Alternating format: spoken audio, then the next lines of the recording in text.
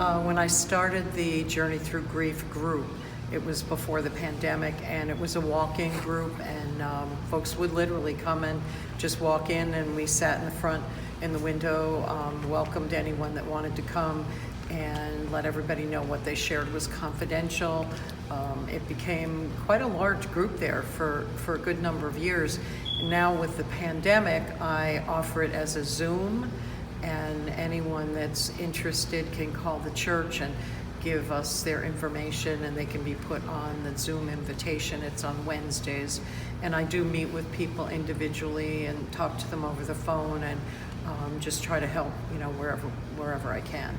Without breaking any privacy or any confidences, I'm assuming some family members may know that their loved one had an issue with some kind of substance, and that may have either caused or led to it. I assume those are sort of a different kind of grieving and pretty tough on, or can be on the survivors or the. Well, the group is not limited. I mean, I've had people sit in on the group that have lost pets, and it's not always a drug-related grief that people are there for.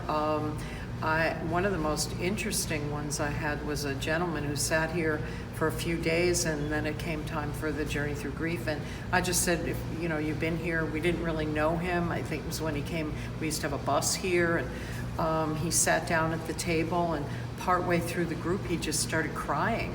And I don't ask anybody to share. It's open discussion if they want to. And I had mentioned a number of different categories, and one of the things that I said is often neglected is when a woman has a miscarriage, and I named the different little categories, and he was just sobbing, and he said, "Could I share?" And he rolled up his sleeve, and he had a birth date tattooed onto his arm, and he shared his story about his 10 years prior to that.